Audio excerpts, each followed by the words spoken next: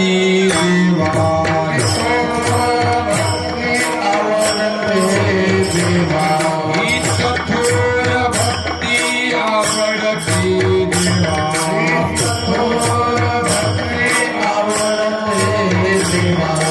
संकल्पावी माया संसाराची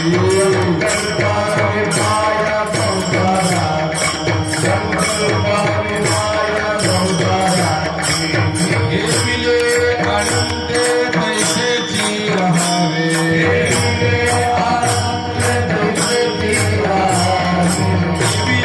अनंते तैसेची रहावे चित्तिला सोजावे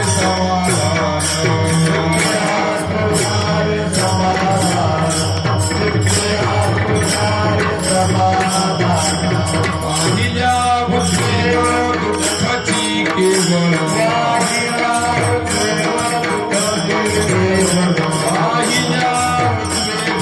दुःखाची केवळ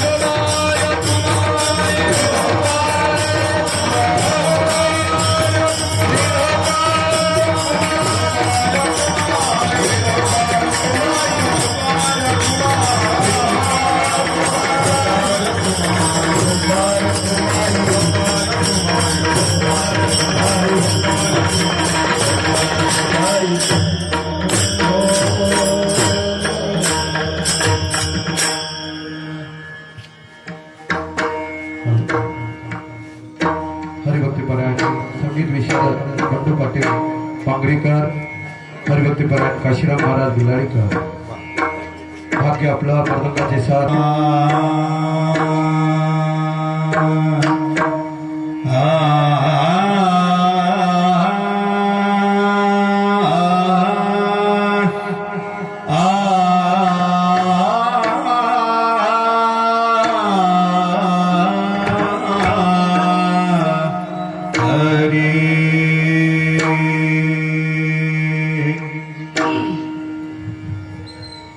हेची थोर भक्ती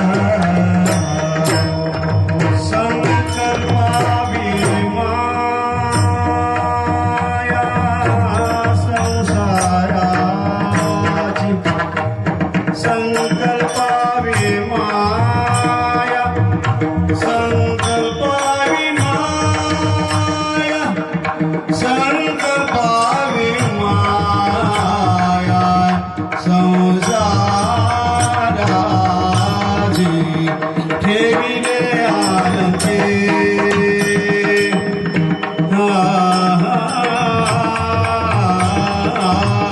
ठेविले आनंदी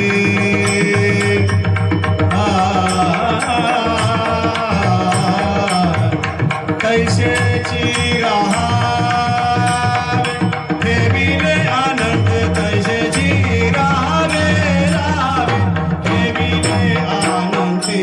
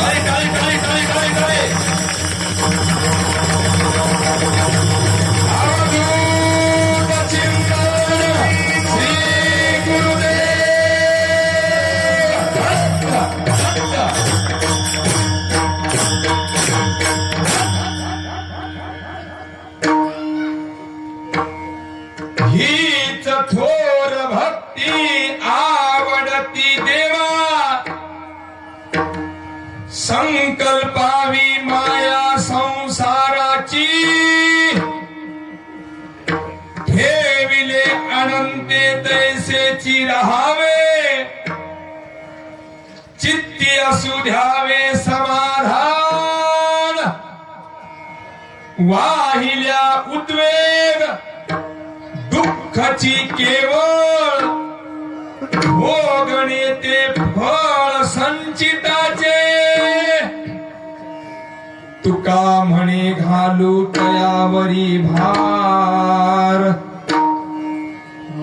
वाहू हा संसार देवा पाये ठेविले अनंते तैसेची राहावे चित्ती असू द्यावे समाधान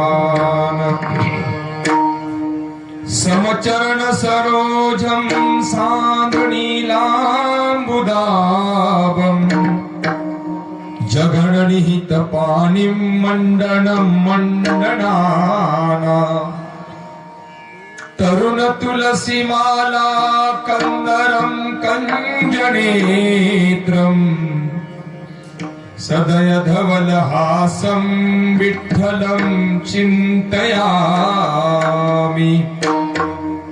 ब्रह्मानन्दं परमसुखदम् केवलं ज्ञानमूर्ति द्वन्द्वातीतं गगनसदृशम् तत्त्वमस्यादिलक्षणम् एकं नित्यं विमलमचलं सर्वधी साक्षिभूतम् भावातीतं त्रिगुणरहितं सद्गुरुं तं नमामि विवादे विषादे प्रमादे प्रवासे जले चानले पर्वते शत्रुमध्ये अरण्ये शरण्ये सदा मां प्रपाहि गतिस्त्वं त्वमेका भवानी सेवे लागी सेवक झालो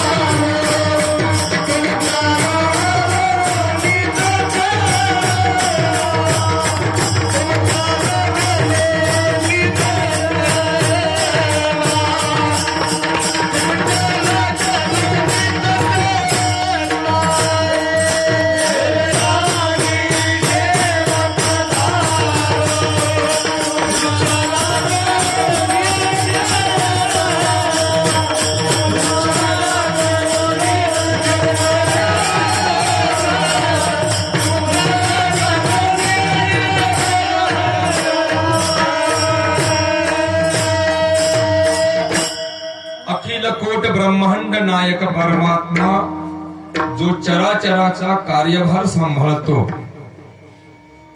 त्याच्या कृपेने संपन्न होत असणारा इवल्यासे असणाऱ्या वनी या नगरीमध्ये अखंड हरिनाम सप्ताह ग्रंथराज ज्ञानेश्वरी पारायण श्री राम कथा काकडा हरिपाठ नाम संकीर्तन सोहळा 13व्या वर्षाच्या दुसऱ्या दिवसाच्या संधिकालामध्ये आपण आहोत। सेवेकरिता उपस्थित ज्येष्ठ श्रेष्ठ संगीत विशारद असणारी सर्व वयोवृद्ध तपवृद्ध ज्ञानवृद्ध भजनी मंडळ अधिकार संपन्न असणारा तुम्ही श्रोता वेगवेगळ्या प्रांतातून गावातून कीर्तन श्रवण करण्याकरिता आलेली भक्त परमार्थ अनुरागी भाविक मंडळी,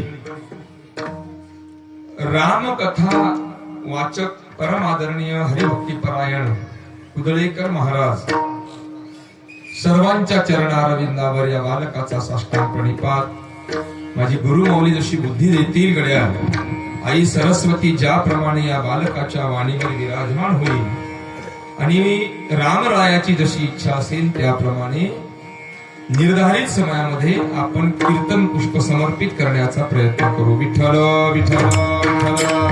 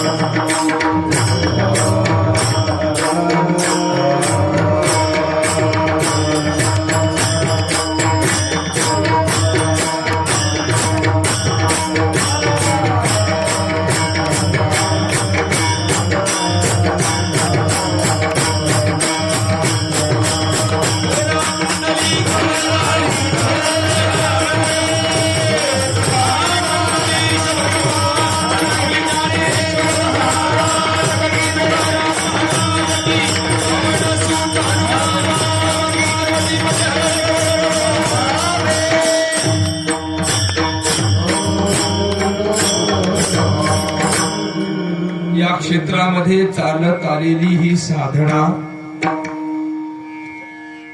एक तप झाल्यानंतर दुसऱ्या तपामध्ये आपण प्रवेश करीत आहात. 12 वर्ष झाल्यानंतर एक तप होत असतं मायबाप. थोडासा अनुभव जर सांगायचा झाला ना, 9, 10, 11, 12 9व्या वर्षापासून थोडा त्रास सुरू होत असतो. 10व्या वर्षी जास्त होतो, 11व्या वर्षी त्याच्यापेक्षा जास्त होतो, 12व्या वर्षी सगळ्यात जास्त होतो. हे जर पटत असेल तर, बरोबर वाटत असेल तर. पण आता एकदा एक तप पूर्ण झालं की जे गाडी उताराला लागती ती आता 24व्या वर्षापर्यंत. हा सिद्धांत आहे, त्याला तपपूर्ती म्हणतात. काय का असना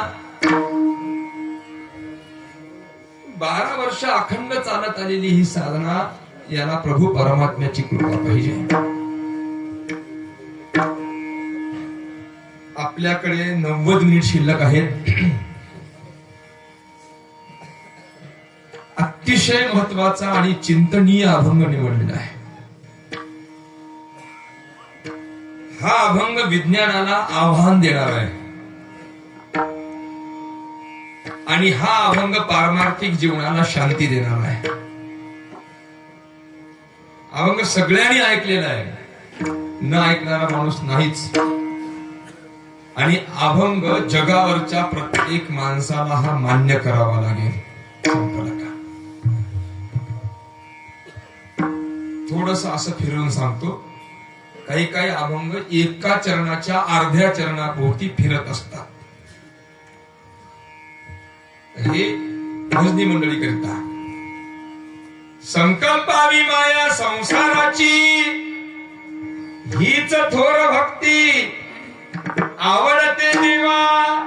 एवढंच नाही, ठेविले अनंते तैशेची राहावे, हीच थोर भक्ती चित्ती असू द्यावे समाधान. पुन्हा हीच थोर भक्ती वाहिल्या उद्वेग दुःखाची केवळ, भोगणे ते फळ संचिताचे. हा तुका म्हणे घालू तयावरी भार. आता कळालं.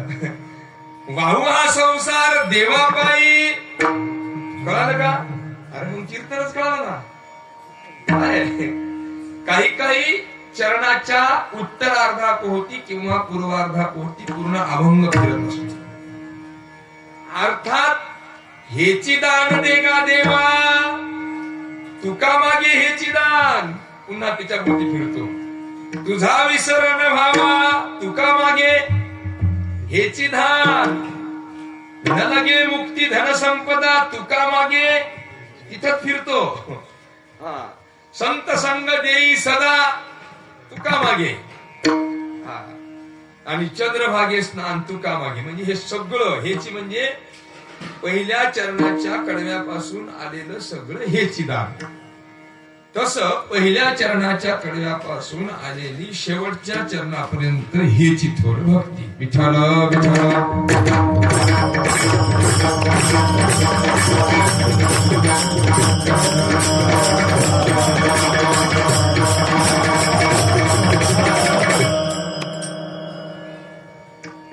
गुरुजी परमार्थ कळाला तर लई मजा आहे.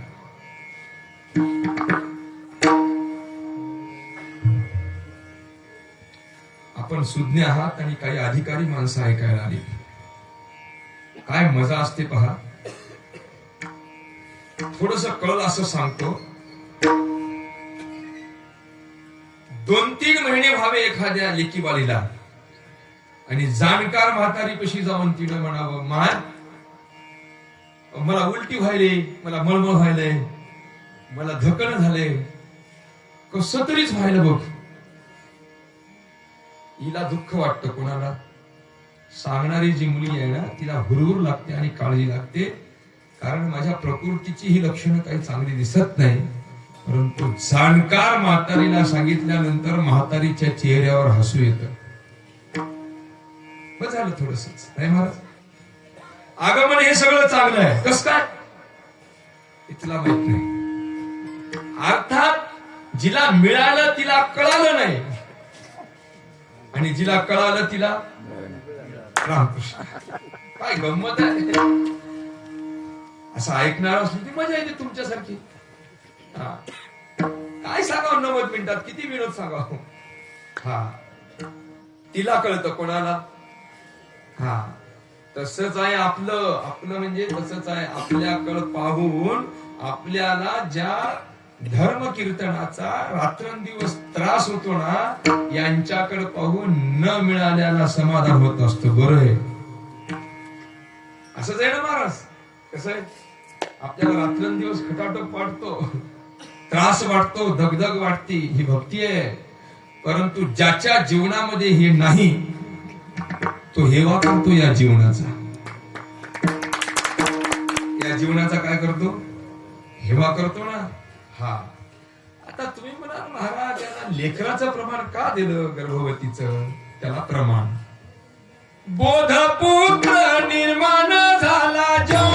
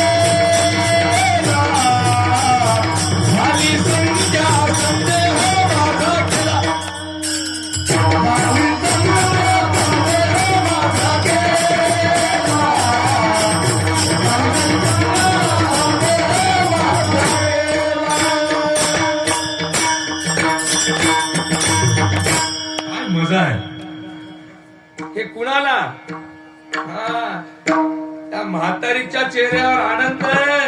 अगं हे कुणाच्या नशिबात नसतं. तुला वाटतं हे लक्षण खराब आहेत म्हणून मळमळ करणं, उलटी करणं. अगं पण हे कुणाच्या नशिबात आहे का? लोक मरतात त्याच्यासाठी. अरे हे काय कोणाच्या नशिबात आहे का? हे लोक मरतात त्याच्यासाठी. कशासाठी? हा, एकाला मिळालं पण कळालं नाही, दुसऱ्याला कळालं पण. मला वाटते तुमची आमची गोष्ट तशीच आहे. रामकृष्ण. अर्थात फार मस्त मजा आहे परमार्थ कळाला तर. ज्याला परमार्थ कळाला त्याचा संसार जळाला तरी त्याच्यावर परिणाम पडत नाही. कळाला आणखीन सांगू. त्याला गंमत अशी आहे या अभंगाची. ज्याला खरा परमार्थ कळाला त्याला प्रपंचाच्या वेदना गोड वाटतात. हे आणखीन अवघड आहे. ज्याला परमार्थ कळाला त्याला संसाराच्या वेदना कशा वाटतात गुरुजी? हा, एवढंच वाटल्या ना कोणाला? आपण रामायण ऐकत आहात. श्री रामचंद्राला जेव्हा 14 वर्ष वनवास मागितला तेव्हा गोड वाटला. कोणाला गोड वाटला ना? गोड वाटला, कडू नाही वाटला. का? ज्यावेळेला कैकेयी जवळ गेले ना श्रीराम, तेव्हा कैकेयीला विचारलं, काय मागितलंस ग तू बाबाला असं? ती म्हणे, रामा खरं सांग का तुला राग येणार नाही म्हणे. सांग काय? म्हणे, भरताला राजगादी आणि तुला वनवास. राम म्हणाले, किती मोठं केलंस ग तू मला. कालपर्यंत मी अयोध्येचा राजा होतो, आजपासून मी राजाचा मोठा भाऊ होईल. किती मोठं वाक्य आहे रामाचं. कालपर्यंत मी राजा होतो, आता मोठा भाऊ झालोत ना. अर्थात त्याला ती वेदना गोड लागली. कोणाला? प्रभू रामाला वेदना गोड लागल्या. मोठी माणसं इतकी छान असतात, इतकी छान असतात की ते हसत हसत दुःख सहन करत असतात. काका आमचंच खाता, आमच्याच भरोशावर मोठे झालात आणि तुम्हाला समजलं नाही आणि तुम्हाला समजतही नाही असं विदुर काकाला जेव्हा दुर्योधन म्हणायला लागला तेव्हा विदुर काका म्हणाले, तू नाही बोलत, तुझ्या तोंडात देव बसला. खरकन त्या दिवशी राजीनामा लिहिला आणि हस्तिनापूरच्या बाहेर जाऊन पर्णकुटी बांधली आणि नामस्मरण करायला लागले. त्याचं बोलणं गोड वाटलं की कडू वाटलं? बोला ना, कळतंय ना? मुधोळची मंडळी आली वाटली काय? कळतंय ना? तुम्हाला बरं वाटेल असं कीर्तन करू की बरं होईल असं करू?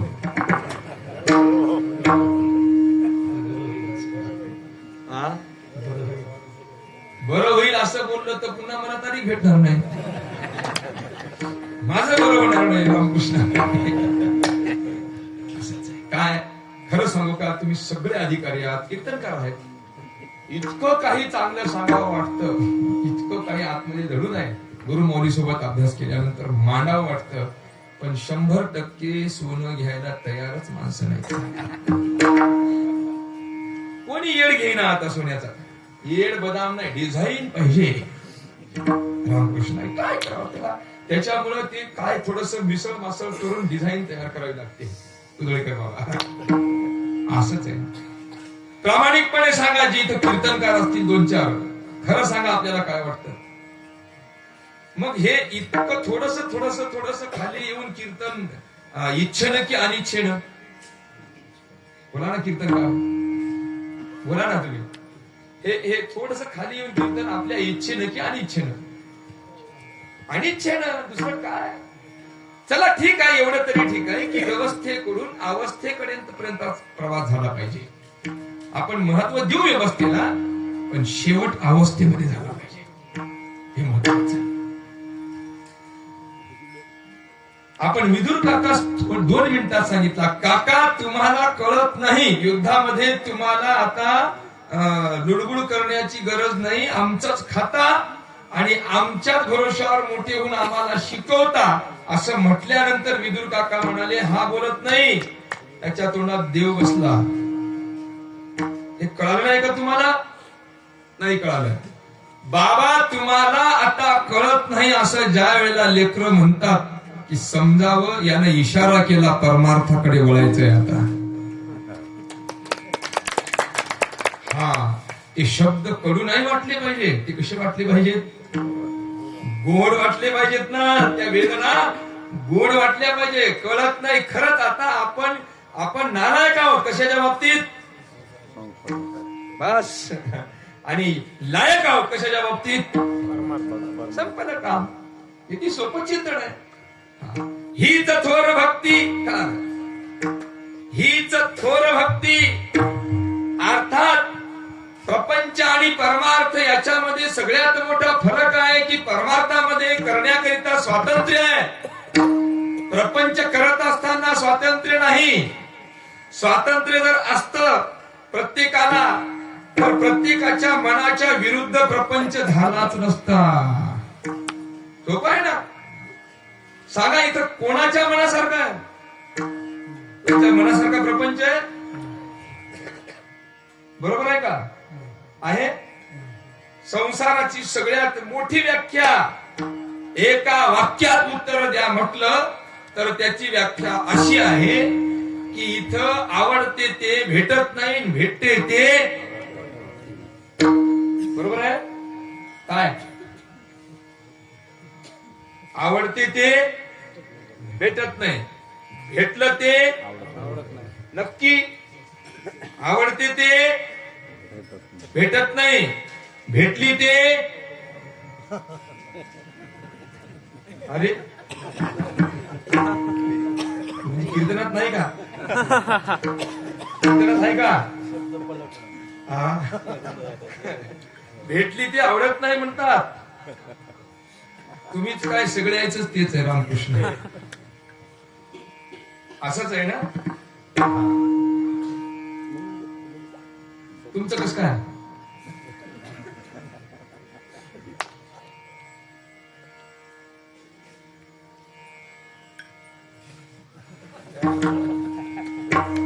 तुम्ही एवढं म्हणा की महाराज तुमचं कसं काय म्हणून रामकृष्ण असंच आहे.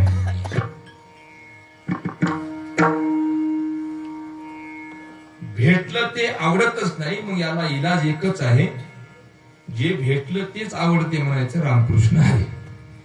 दुसरा इलाज काय? खरं सांगू, ही एक जादू आहे, ही एक किमया आहे, ही एक मेथड आहे, ही एक पद्धत आहे. कशाची पद्धत आहे? जीवन सुखी करण्याची एक पद्धत आहे. जे भेटलं ते हसत हसत आवडते जर म्हणाल तर आनंदी जीवनाचे दिवस कधी निघून जातील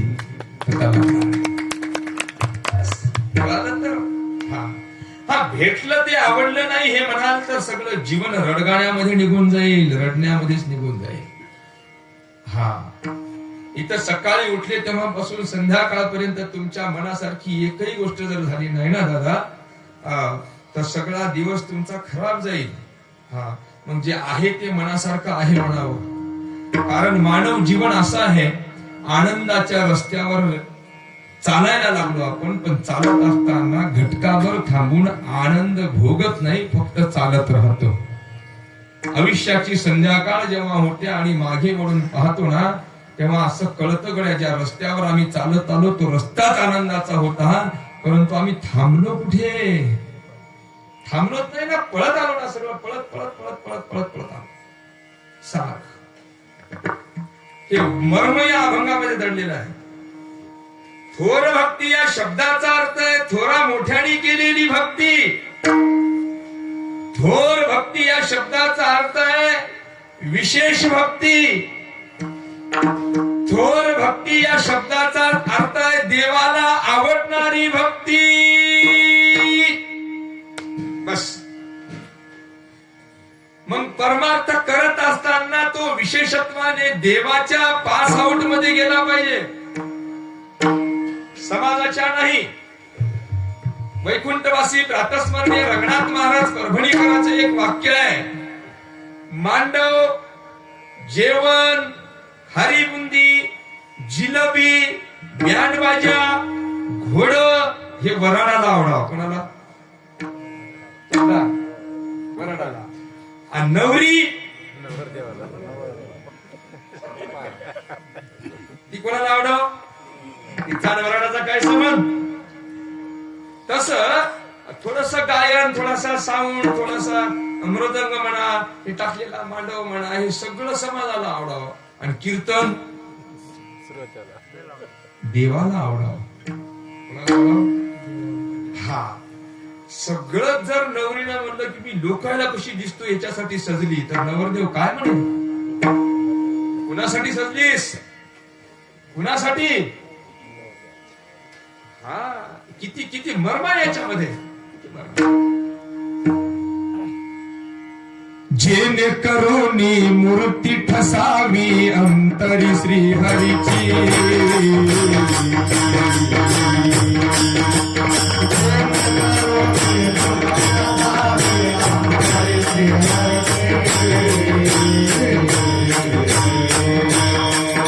ऐशी मर्यादा हे संतांच्या घरची.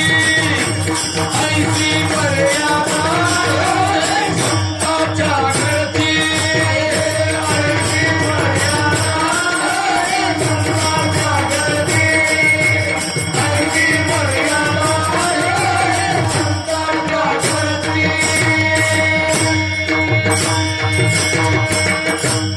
ऐसे भोगातून निघता चित्त मज माझी रिगता.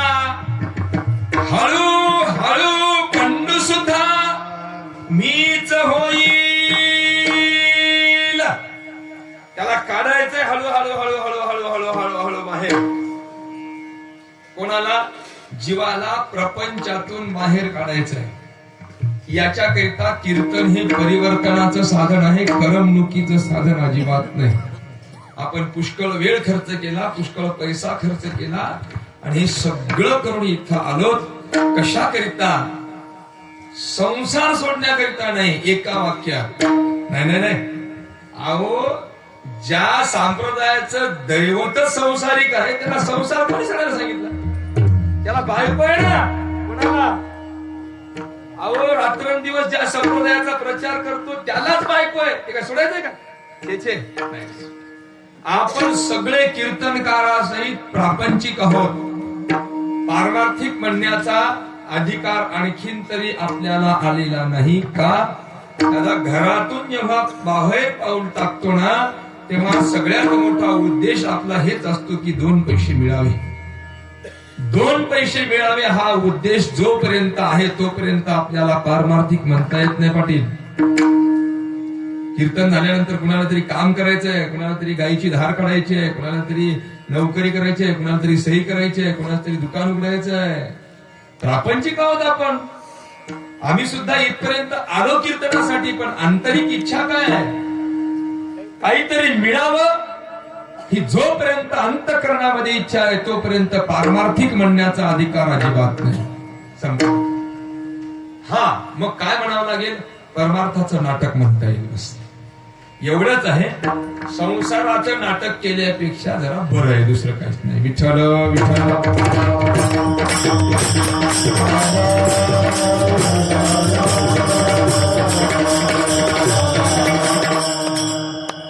क्योंकि भैया जो हाथ से छूट जाता है उसे त्याग कहते हैं और जो दिल से छूट जाता है उसे वैराग्य कहते हैं. किसी के दिल से छूटने की यहाँ बात ही होती नहीं है, कोसों मील दूर है. हा आणि याला याच्याकरिता पारमार्थिक म्हणून घेण्याकरिता खरा अधिकार वैराग्य प्रधानतेचा आहे. वैराग्य तेव्हा येतं की जेव्हा प्रपंचातल्या सगळ्या अडचणी गोड वाटतात. वैराग्य तेव्हा येतं की हळूहळू हळूहळू हळूहळू हळू जबाबदाऱ्या संपाव्या आणि आयुष्य शिल्लक राहावं. वा गौरव महाराज वाक्य कसं आहे? जबाबदाऱ्या संपाव्या, आयुष्य शिल्लक राहावं. आहे का? एखादा हात वर करा. आहे? छे छे, इथं उलट आहे महाराज. आयुष्य संपत जबाबदाऱ्या शिल्लक राहतात आणि राहिलेल्या जबाबदाऱ्या फेडण्याकरिता दुसरा जन्म घ्यावा लागतो. एखाद्याला जमतं ते मॅच फिक्सिंग, त्याला मॅच फिक्सिंग म्हणतात. काय? हा. आता निश्चिंतीने पावलो विसावा, कुंडलिया घावा. तुका म्हणे आता खेळतो कौतुके, म्हणे आता खेळतो कौतुके. आले तुझे सुख अंतर बाह्य,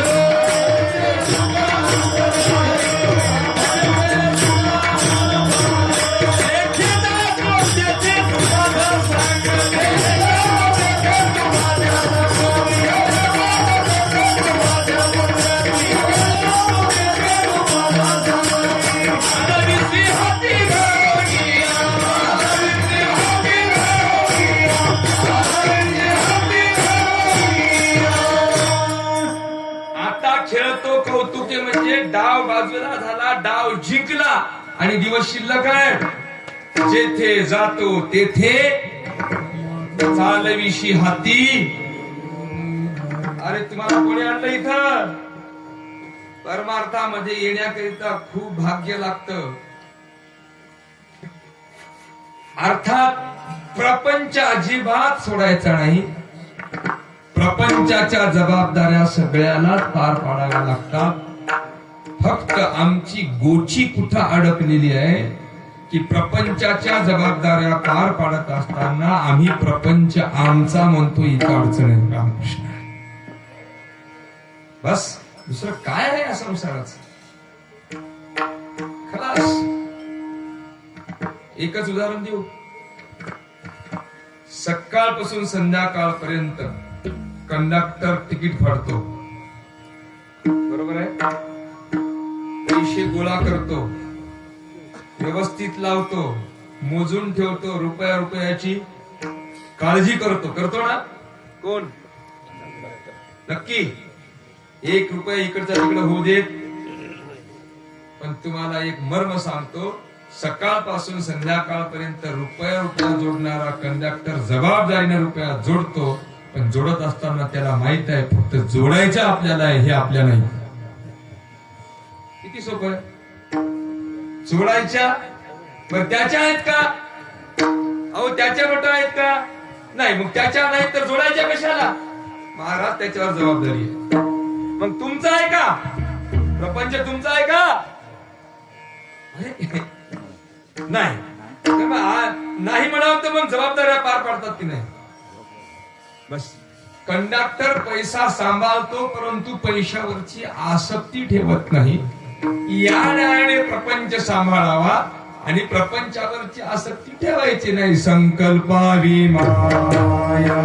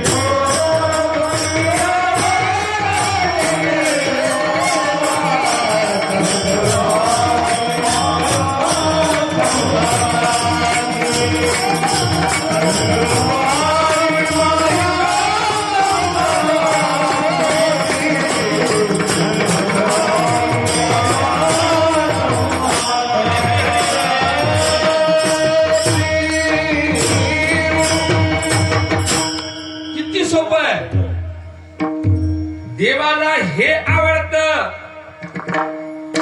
देवाला काय आवडतं? संकल्पावी माया संसाराची. या शब्दावर 2 तास सहज बोलता येईल. जास्त काही नवल नाही. किती सोपा आणि सरळ सांगितलेलं आहे. प्रपंचात राहू नका असं नाही, पण प्रपंचात राहत असताना प्रपंचाची आसक्ती सोडून द्या. हे गणित ज्याला जमलं त्याला परमार्थ फार सोपं आहे. काय जास्त सोपं नाही, फार सोपं आहे. हे जमलं पाहिजे कोणाला, हे जमलं पाहिजे. अहो सोपं सांगू का मुदोळकर, एकादशी उपवास कोणासाठी? म्हणजे कोणाच्या नावानं? देवाच्या नावानं आणलेले हा हार देवासाठी, बरोबर आहे. उदबत्ती नक्की. तरुण मंडळी तुमचं काय म्हणणं आहे? उदबत्ती देवासाठी, एकादशीचा उपवास देवासाठी, फुलाचे हार देवासाठी, नक्की नक्की. मग ज्या वेळेला आपण अगरबत्ती दुकानातून विकत आणतो तेव्हा आपल्या नाकाला आवडणारी की देवाला?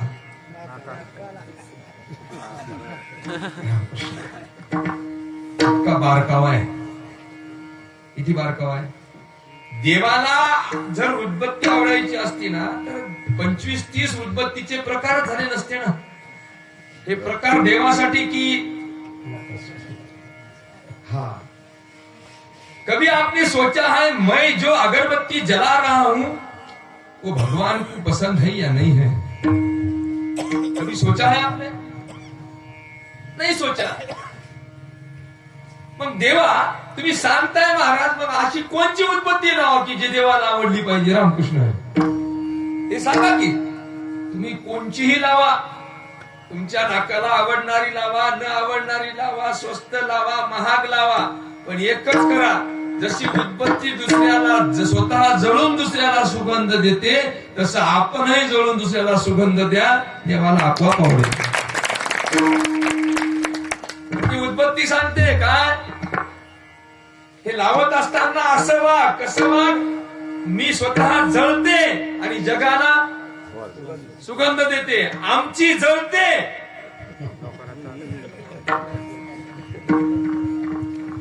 कधी? दुसऱ्याचं चांगलं झाल्यावर. किती उदबत्तीचे पुढे लावल्यानंतर देवाला आवडेल? किती सोपं आहे. हे प्रक्रिया करत असताना ज्ञानोबा राय सांगतात, तेत अहम हा धूप जाळू, नाहम ते जे ओवाळू, सामरस्य पोटाळू निरंतर. जशी उदबत्तीची जळून राख होते तशी अहंकाराची जळून राख व्हावी. करुणी सख्या शुद्ध वासना. कळालं असेल ना पुढचं? बैसलो गुरु. अंगावरचा कपडा शुद्ध नसला तर चालेल, कदाचित शबरी सारखं शरीरही शुद्ध नसले तर चालेल, पण वासना शुद्ध पाहिजे. आमचं उलट आहे, आमचं शरीर आणि कपडे शुद्ध आहेत पण वासना अशुद्ध आहेत.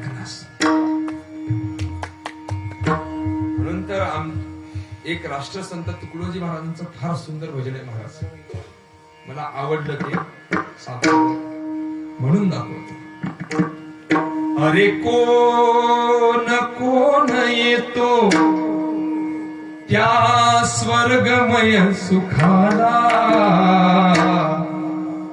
सोडो निवासनेला, विसरो कल्पनेला. यायचं का माझ्यासोबत?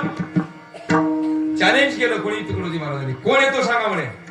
सोडो निवासनेला, विसरो कल्पनेला, हे काम क्रोध सारे मार्गात आड येती, आणि लोभ दंभ सत्ता करतीलही फजिती.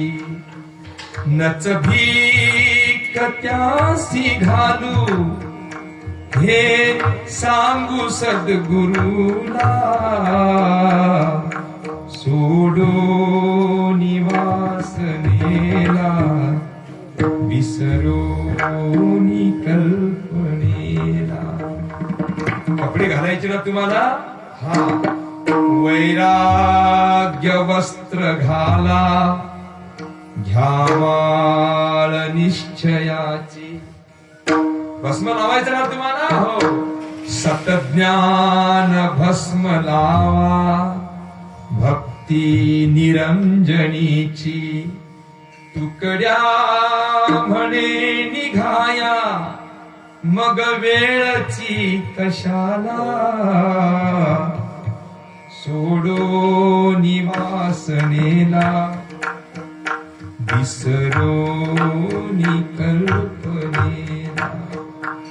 मला असं वाटतं पाटील गंगाधर पाटील, असं वाटतं मंदिराच्या प्रवेशद्वाराच्या भिंतीवर असंही लिहावं की पायातल्या चपले सहित हा मनातील वासनेची चप्पल सुद्धा बाहेर काढून आतमध्ये प्रवेश करा, असं लिहावं वाटतं. कुठं हा माणसं पायातल्या चपला काढतात पण तर्क कुतर्काचे जोडे अहंकाराची चप्पल आतमध्ये घेऊन प्रवेश करतात. किती सोपं आहे हे. जर लागलं ना, हे लागले शब्द खटकन बाजूला होतो.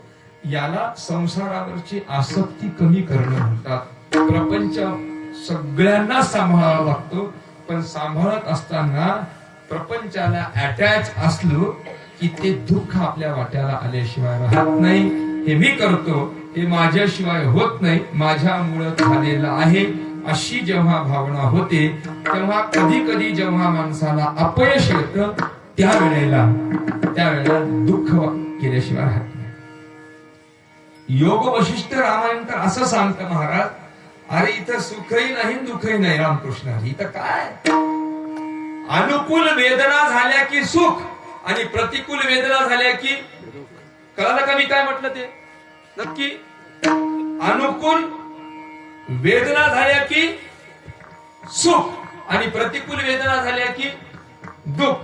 सुख आणि दुःख हे शब्द वेगवेगळे आहेत, अनुकूल आणि प्रतिकूल हेही शब्द वेगवेगळे आहेत, पण वेदना नावाचा शब्द दोन्हीकडे सारखाच आहे. त्या वेदनाचा आहे काय, अरे ते काय वेदनाच आहे? तुम्हाला काय वाटतं ती वेदना नाही का? कोणची? अरे वेदना नाही का रमेशांना? लग्नाच्या वेळेला हातामध्ये हार घेऊन उभे राहायला ती वेदना आहेत की नाही? अहो ते हार होता की ती हातकडी होती? काय होत? हा पण ती गोड वाटली का? हा ती हातकडी आहे. ती काय हार आहे का? ते फक्त एकच आहे आणि ती गोड वाटते, त्याला अनुकूल वेदना म्हणतात. दुसरं काय? त्या वेदनाच आहेत पण त्या अनुकूल आहेत, दुसरं काय? हा काय होतं म्हणलं ते? त्याला लग्नाची वेडी म्हणतात. कशाची? हा जो तो आपल्या जात की जखडे नजर न धावे तटा पलीकडे उंबरातले किडे मकोडे उंबरी करती लीला जग हे बंदिशाळा. किती सोपं आहे. हा ज्याची त्याला प्यार खोपडीतले सखे सवंगडी हातकडीची अवघड बेडी प्रिय हो ज्याची त्याला जग हे बंदिशा. हातकडीच आहे ना ती, त्या वेदनाच आहे दोन्हीकडे पण. हा म्हणून सावधान. प्रपंचाचा डोलारा सांभाळत असताना सांभाळायचा असतो, परंतु त्याचा मालक आपण म्हणायचं नसतो. याला संकल्पावी माया संसाराची म्हणतात. मालक म्हणून घेतलं की दुःख वाट्याला आल्याशिवाय राहत नाही. आणि इथं या जगात मालक आणखीन जन्माला आला नाही. हा, मी विचारतो तुम्हाला, मालक जन्माला आलाय नाही, येणारही नाही. 80,000ची बैल जोडी घेतल्यानंतर बैलाला पाणी पाजण्याची काळजी कोण करत? बोला ना. बैलाला जर ते पाणी टाकत असेल तर त्याला मालक कसं म्हणावं? रामकृष्ण. अहो, बैलाला जर बैलाची सोय हे करत असेल तर मालक कोण आहे? बोला ना. बैल आहे. कोणाचा मालक आहे? रामकृष्ण. बैलाचाच मालक आहे कोण? अरे बैल. बैलाचा मालक बैल. काय? अरे बैल कळतं का तुम्हाला? बैल तुमच्याकडे आहे का? बैल. बैल या शब्दाचा अर्थ आहे बैलाला काम सांगायची गरज नाही, न सांगता जे काम करते त्याचं नाव बैल. त्याला असा गाडी अशी उचलली की ती आपोआप खाली मुंडकं घालते, त्याचं नाव. हा, गोर काम करत नाही. गोऱ्याला शिकवावं लागतं तरी ऐकत नाही. हा, घरात भांड आदळलं की थैली हातात घेतली समजा पक्का बैल. काहीच काळजी करू नका, सांगणाराही बैलच आहे.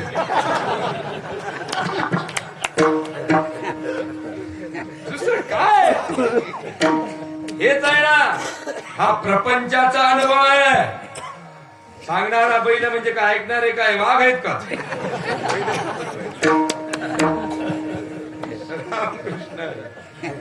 ये है बैल की कहाणी. ही गरज नाही.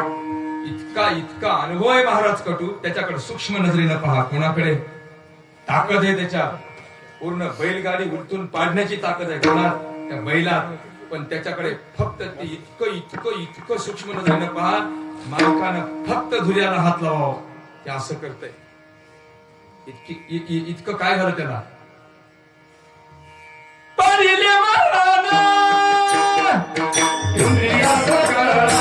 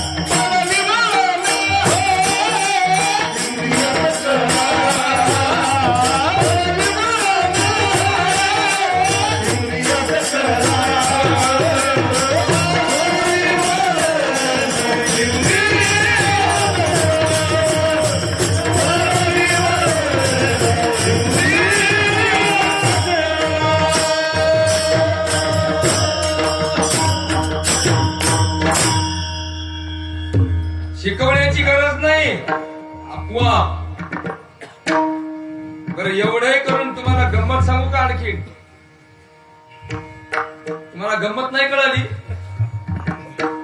एवढे करून पडिले वळण इंद्रिया सकळ या शब्दाचा अर्थ आहे तुम्हाला बैल म्हणल्यानंतर हसू आलं की रडू आलं?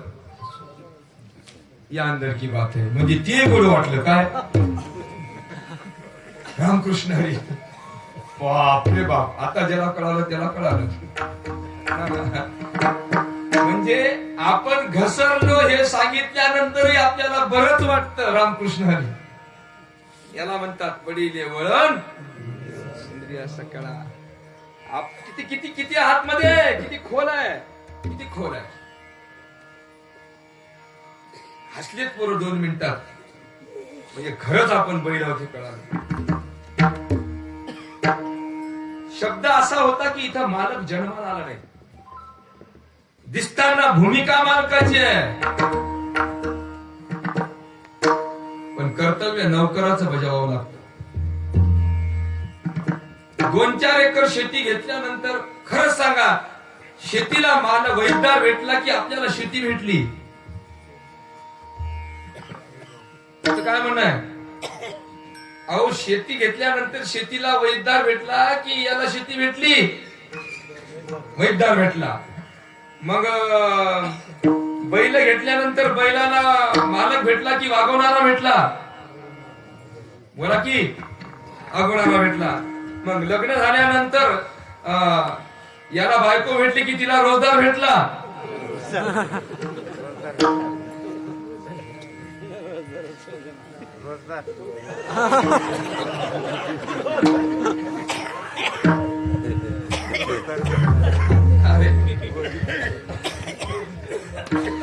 तुमचं काय म्हणणं आहे सगळ्या रोजगाराचं?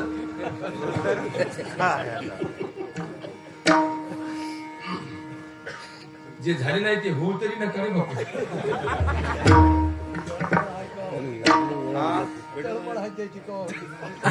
म्हणून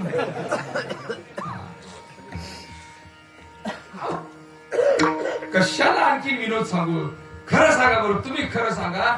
तुम्ही 2 जण जर प्रवासाला गेल्या तर एसटी मध्ये जागा मालक धरती की रोजदार?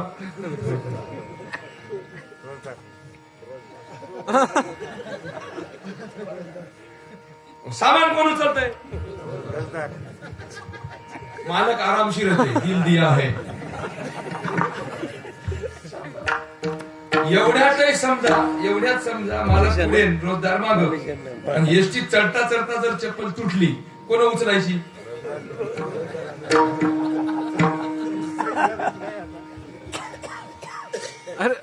या संसार नगरी बाजार भरला ग बाई. या संसार नगरी बाजार भरला ग बाई, बाई बाई. संसार नगरी बाजार भरला ग बाई. संसार नगरी बाजार भरला ग बाई. यात सुख नाही, त्यात सुख नाही, यात सुख नाही, यात सुख नाही हो, त्यात सुख नाही, यात सुख नाही हो, त्यात सुख नाही. संसार नगरी बाजार भरला ग बाई. या संसार नगरी बाजार.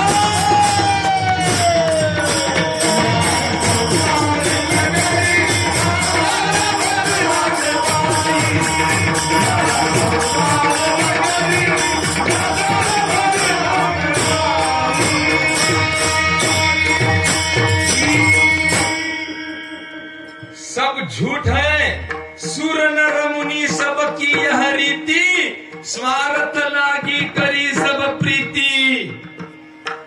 जगाच्या पाठीवर निस्वार्थ प्रेम करणार कोणीही नाही. महाराज अर्धा तास याच्यावर बोलता, संसारात राहायचं की नाही सांगा. मुक्काम इथपर्यंत आलाय. कारण माणूस संसारात शोभून दिसतो. बस स्टँडवर भेटल्या, कुठं एसटी मध्ये भेटल्या की माणसं पहिली विचारतात लेकरं बाळ किती आणि काय करायले. हरिपाठ विचारणार नाहीत, नाही ना, कोणीच विचारत नाही. तुम्ही किती दिवसापासून कीर्तन ऐकता? तुम्ही किती दिवसापासून कीर्तन ऐकताय? 10-20 वर्ष झालेत ना.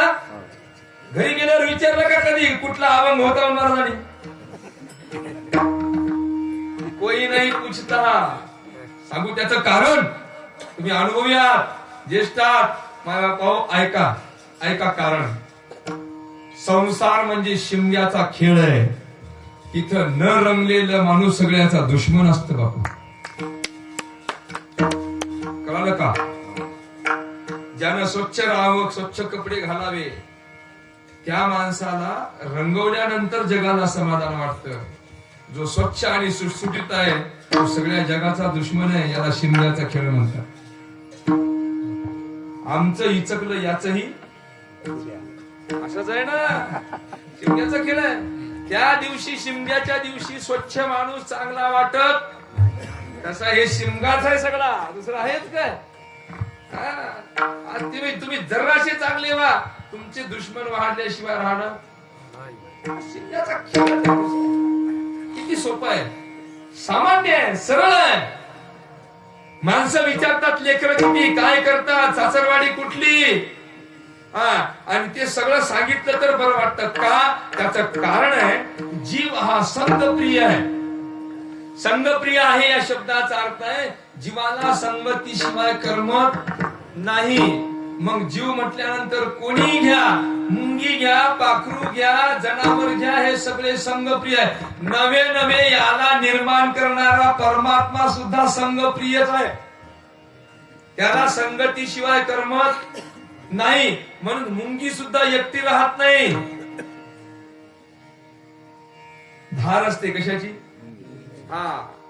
जनावर सुद्धा जंगलात एकटी राहत नाहीत, कळपानं राहतात. पाखर सुद्धा एकटे राहत नाही, थव्यानं राहतात. म्हणून जनावराचा कळप, पाखराचा थवा आणि माणसाचे गाव. जर माणसाला एकट्याला करमलं असतं तर प्लॉटचे भाव एवढे कशाला होतील? जंगलात जायचं, 2-4 गुंठे जागा धरायची, राहायचं की फुकट आहे ना. का भाव का वाढले? संगप्रिय आहे. कोण?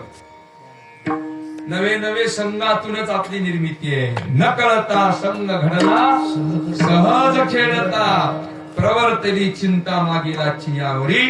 माणूस प्रपंचात शोभूनच दिसतो. अहो मस्त पैकी लाकडं कापलेत, सुंदर पैकी नाव तयार केली, तिला रंग दिला आणि नाव मस्त केली, माळावर नेऊन ठेवली. कशी दिसेल? शोभून दिसेल का? कोण? मस्त पैकी रंग दिला म्हणलं तिला, हिरव्या रंगाचा. अरे कळालं का? आणि माळावर नेऊन ठेवली. ये अंदर की बात है. कळालं का? नाही शोभून दिसणार ती. ती कुठं शोभून दिसेल? पाण्यात. नाव तयार करून जर पाण्यापर्यंत नाही पोचली तर काय फायदा आहे? नाव कुठं शोभून दिसेल? पाण्यात. जीव कुठं शोभून दिसेल? वा, संसारात. नाव कुठं शोभून दिसेल? पाण्यात. जीव कुठं शोभून दिसेल? संसारात. पण नाव कुठपर्यंत शोभून दिसेल? जोपर्यंत नाव पाण्यावर आहे तोपर्यंत. ज्या दिवशी पाणी नावेत गेलं,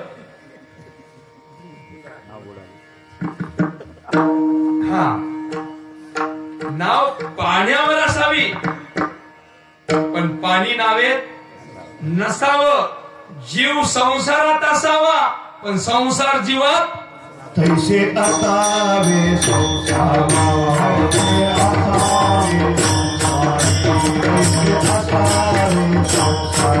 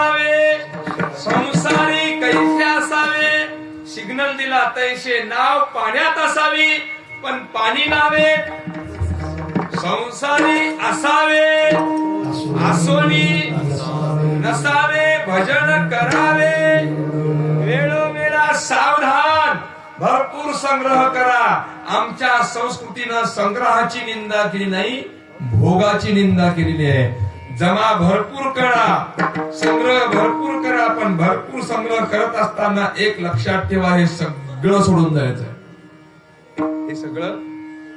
हे सगळं सोडून जायचं आहे अर्थात हे शरीराच्या व्यवस्थापनाकरिता आहे की सोबत नेण्याकरिता आहे अहो चप्पल कशासाठी बोला की पायात घालण्यासाठी पाय कशासाठी चपलीत घालण्यासाठी टोपी कशासाठी डोक्यात घालण्यासाठी डोकं कशासाठी असंच का अहो कोठा कशासाठी बैलासाठी बैल कशासाठी आता मुख्य प्रश्न येऊ पैसा कशासाठी माणसासाठी माणूस कशासाठी इथं भिसकले पैसा हा देहाच्या व्यवस्थापनाकरिता आहे आणि देह हा काहीतरी इतर गोष्टी मिळवण्याकरिता आमचं असंच आहे का भरपूर पैसा मिळवण्याकरिता देह खराब करावा आणि देह खराब झालेला पुन्हा दुरुस्त करण्याकरिता पैसा खराब करावा रामकृष्ण असंच आहे ना म्हणजे निवडून येण्याकरिता पैसा खर्च करावा पुढचं तुम्ही बोला की म्हणजे असंच चालू आहे पुनरपि जननम पुनरपि मरणम पुनरपि जननी जठरे शयनम या संसारे खरु दुस्तारे कृपया पाहे पाहे मुरारे किती वेळा जन्मायावे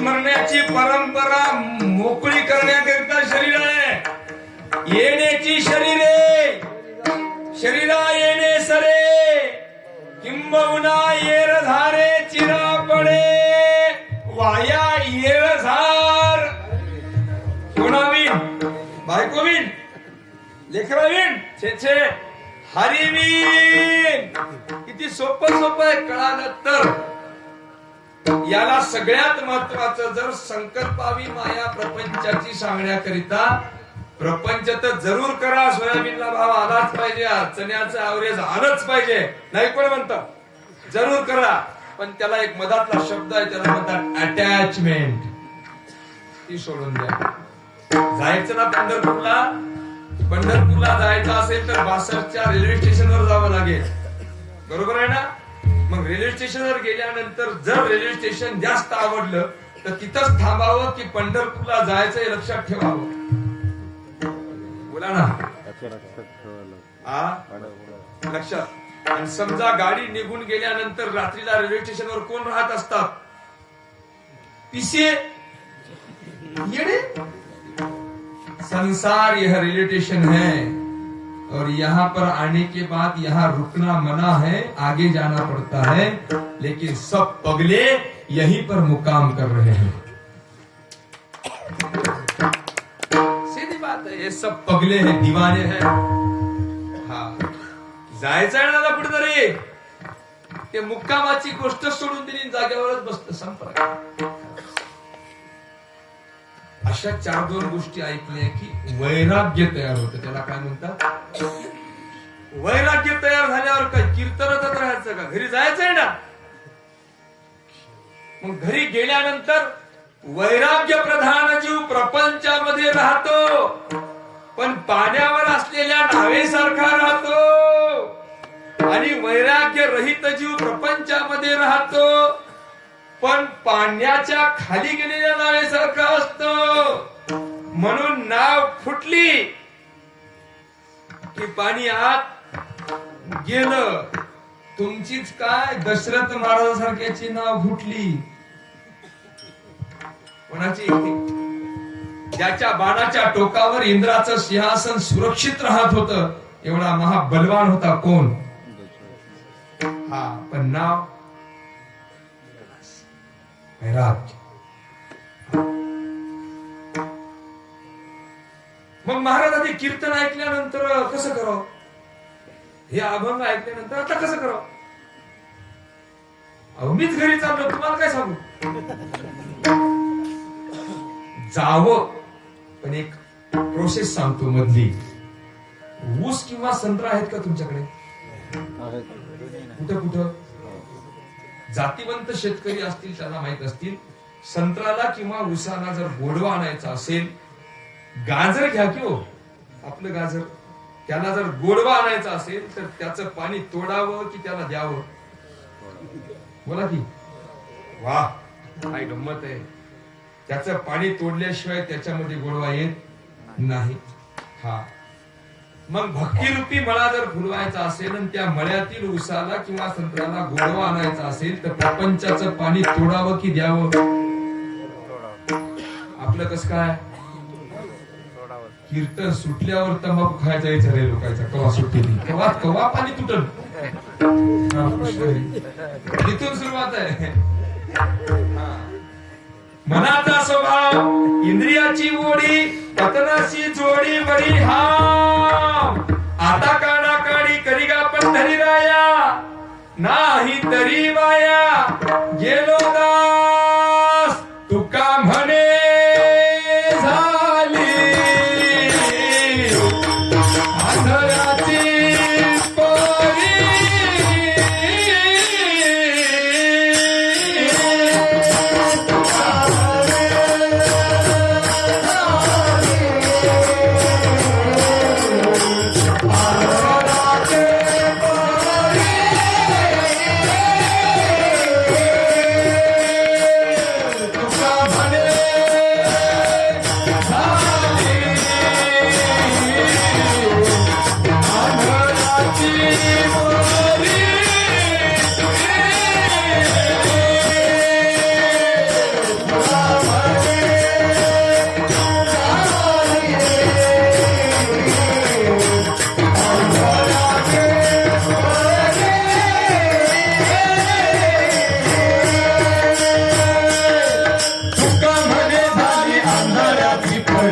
मज हरी वाटला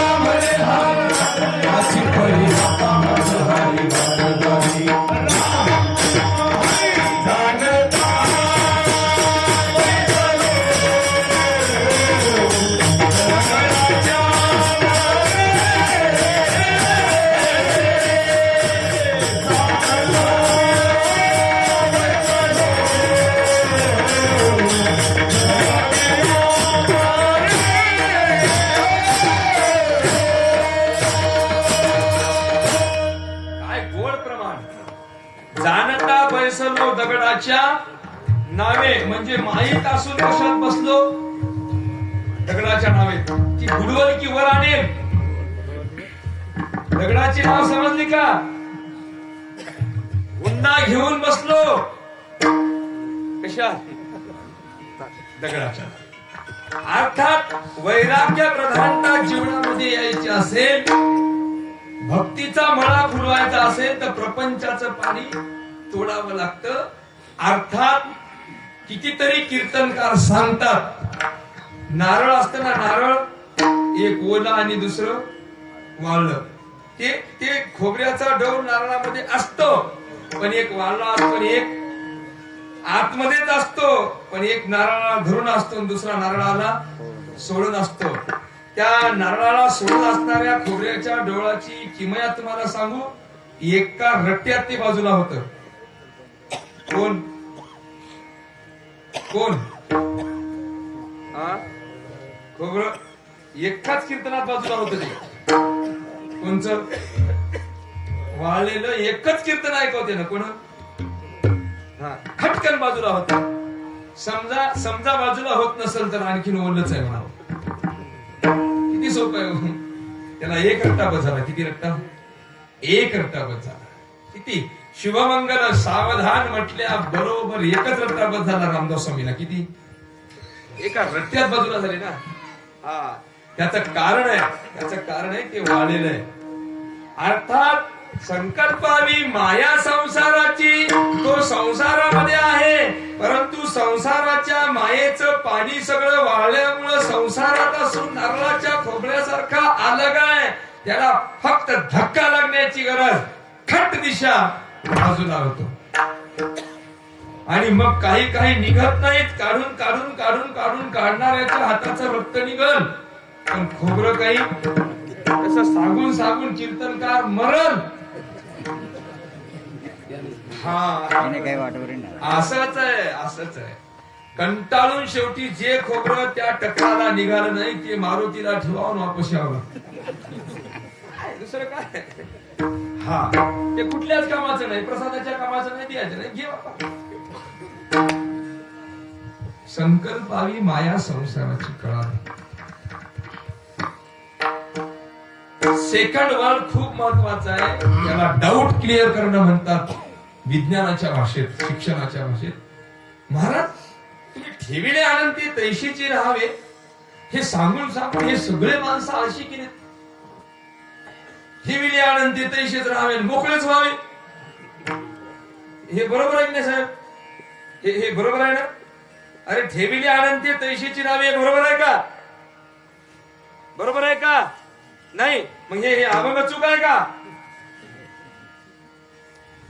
ठेविले आनंदे तैशीची राहावे या शब्दाचा सोपा अर्थ सांगतो भरपूर प्रयत्न करा भरपूर परिश्रम करा पण मनासारखं अपेक्षित यश जर तुम्हाला भेटलं नाही तर मग मना ठेविले आनंदे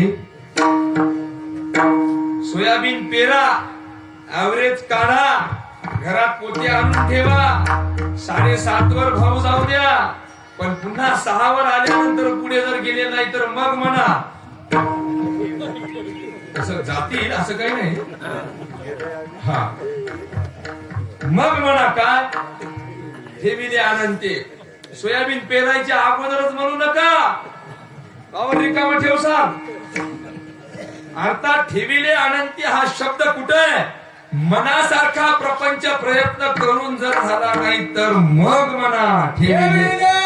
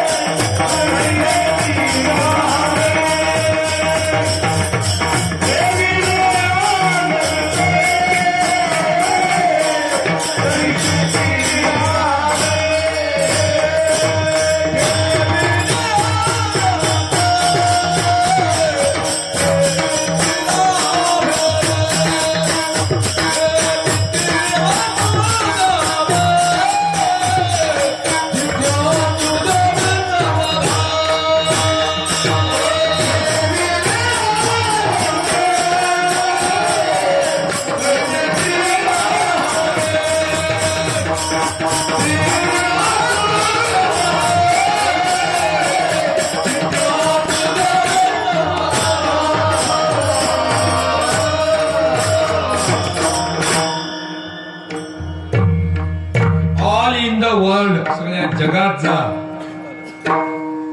एवढा शब्द कामी.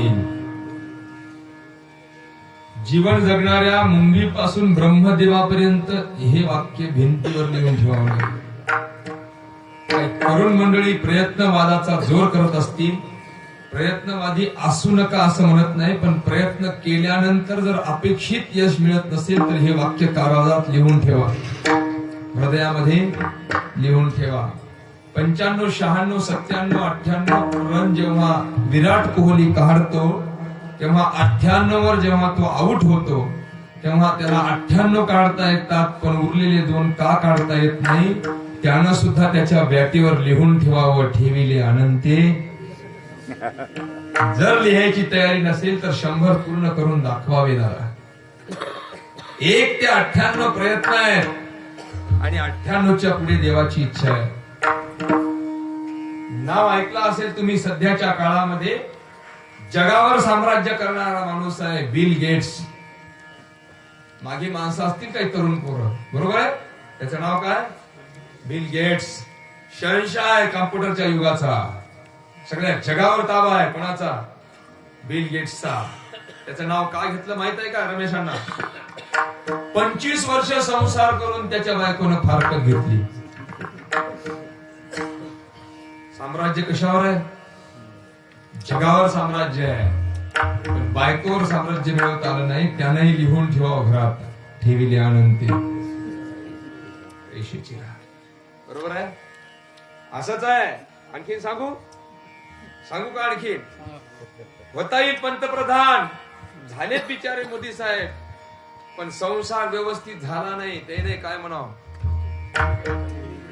दुसरं काय म्हणावं? आणि आपल्याला लेकर बाळ आहेत पण पंतप्रधान होता येत नाही. ठेविले आनंदे ठब्बा रखुमाई.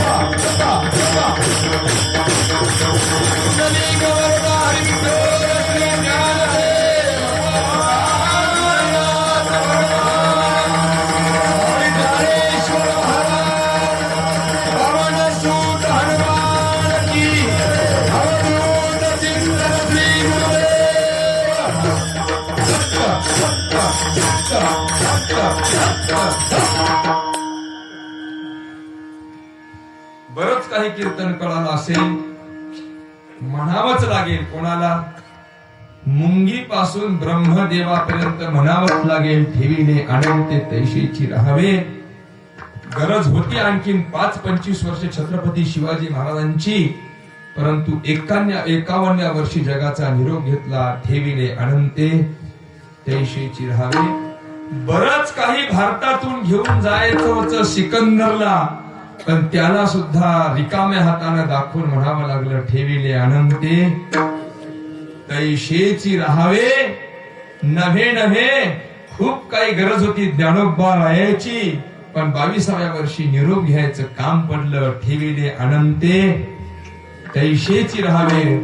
पुष्कळ गरज होती समाजाला जगद्गुरु तुकोबा रायाची, पण 42व्या वर्षी वैकुंठाला जावं लागलं. ठेविले अनंते तैशीची राहावे. खूप गरज होती हिंदू धर्माला जगद्गुरु आद्य शंकराचार्यांची, परंतु 32व्या वर्षी निघून गेले. म्हणावं लागेल ठेविले अनंते तैशीची राहावे. खूप गरज होती बासर तालुक्यातील सगळ्या लोकांना आनंदराव पाटलाची आणि मोहन पाटलाची, पण शेवटी म्हणावं लागेल. काय दुसरं कारण आहे दादा? चांगली माणसं काम झाल्यानंतर थांबत नसतात, लवकर निघून जातात. ते जिंकून जात असतात. त्यांनी डाव जिंकलेला असतो, आपल्याला कळत नसतं. बस असंच म्हणावं गड्या. काय गडी गेला पण गडी डाव जिंकून गेला. काय दुसरं आहे तरी काय? सूत्र सांगू तुम्हाला? थोड्या वेळेत सूत्र सांगू. टचकन तो माणूस डोळ्यापुढे आला असेल तुमच्या. आलाय ना? बरोबर. हा. देह त्यागिता कीर्ती मागे उरावी. मना सज्जना हिची क्रिया घडावी. मना चंदनाचे परित्वा झिजावे. परी अंतरी सज्जना निववावे. असंच असतं कडे. गंमत अशी आहे दादा. बरंच काही बोलावं वाटतं, परंतु अशी जागा येते की तिथं शब्द बंद पडतात. कामच करत नाहीत ना, कारण शब्दाच्या पलीकडे. त्याला न बोलण्यातनं बोलणं म्हणतात. हो, त्याला न बोलण्यातनं बोलणं म्हणतात. मी जिंकला का म्हटलो तो? अरे गळ्यात वीणा घेऊन भजन म्हणत म्हणत ज्यानं जावं त्याला जिंकलंच म्हणावं लागेल ना दादा. दुसरं काय? जिंकलं म्हणावं लागेल. विचारू तुम्हाला, जंगलात गेल्यानंतर जर तुम्हाला लाकूड तोडायचं असेल तर सरळ लाकूड तोडता की वाकडं तिकडं तोडता? बोला ना. सरळच ना. कुऱ्हाडीचा पहिला घाव कशावर आहे? पहिला घाव आहे कशावर महाराज. जर सरळ लाकडावर घाव बसत असतील तर सरळ लाकडानं सरळ राहणं हे सरळ लाकडाचा गुन्हा आहे का? वाकड्या लाकडावर कोणीच नजर टाकत नाही. वर्षानुवर्ष तसंच पडून राहतं ते. 80 वर्षे मरत नाही, 90 वर्षे मरत नाही. पण सरळ लाकडावर पहिला घाव कुऱ्हाडीचा. हो, काय कारण? ते लाकूड कुणाच्या तरी कामी पडतं म्हणून घाव सहन करावे लागतात. मग असं सहन करायचं का महाराज? हो. कुठपर्यंत सहन करायचं? जगाच्या कामी पडेल तोपर्यंत. पण महाराज सरळ लाकडानं सरळ राहणं गुन्हा आहे का? अजिबात नाही. मग सरळ लाकडाला न्याय कधी आहे? दादा, वाकड्या लाकडात आणि सरळ लाकडात जमीन आसमानचा फरक आहे. वाकडं लाकूड कोणी तोडत नाही. तोडलं तरी रस्त्यानं आणत असताना मोटरसायकली पाडल, सायकली पाडल, दारात आणल्यानंतर छन्या खराब करल, पुन्हा उरलं सुरलं चुलीत घातलं तर चूल फोडल, फिरवायला जाव तर भगोन उलट करल.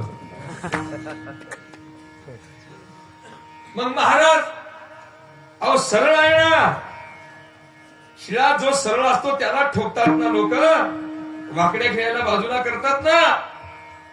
मग आमच्या सरळ वागण्याचा हेच बेनिफिट नाही. काय बेनिफिट? मी सांगतो. सरळ लाकडानं कुऱ्हाडीचे घाव सहन करावे. पण ज्या दिवशी मारुतीच्या अंगणात झेंडा फडकवायचा असेल त्यावेळेस पहिला नंबर सरळ लाकडाचा लागेल, वाकड्या लाकडाचा. झेंडा त्याचा फडकेल ना दादा. झेंडा कोणाचा फडकेल? झेंडा सरळ लाकडाचा फडकेल. घाव सहन करू द्या. घाव सहन करावेच लागतात. घाव सहन करावे लागतात. पण झेंडा फडकल्याशिवाय राहणार नाही. दुसरं काय काय म्हणावं लागेल? दुसरं काय म्हणावं लागेल म्हणलं? वाहिल्या उद्वेग दुःखची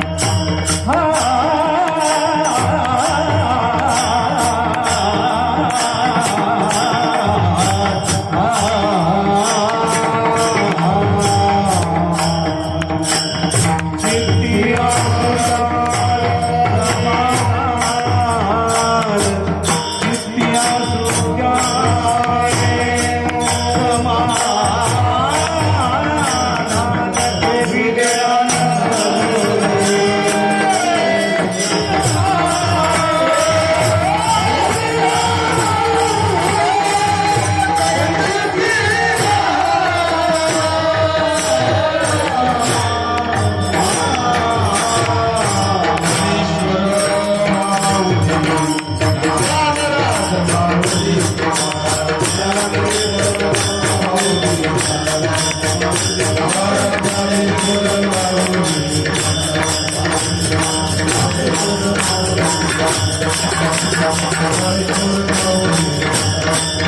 you.